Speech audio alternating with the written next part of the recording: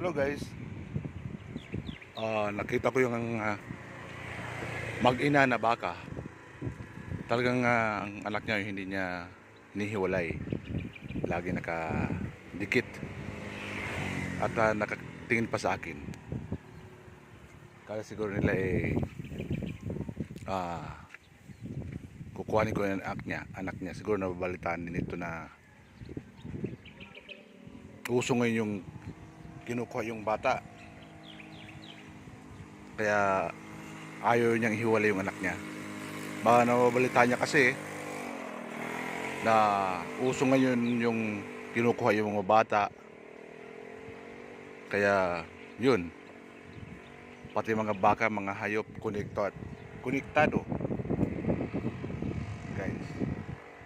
So ang ganda tingnan na ganun ang nangyayari.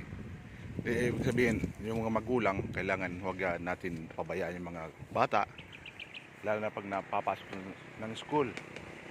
Kailangan hatid at sundo. Hatid at sundo talaga guys. Kasi ano ang panahon ngayon,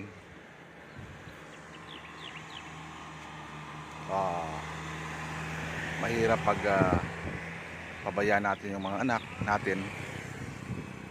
Silang papalit sa atin pag tayo ay matatanda na. So mahalin natin at bantay natin maigi yung mga anak natin.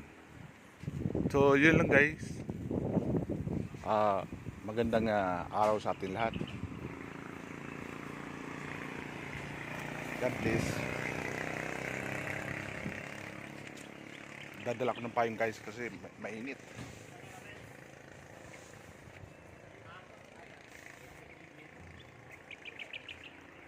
So yun lang guys. Salamat.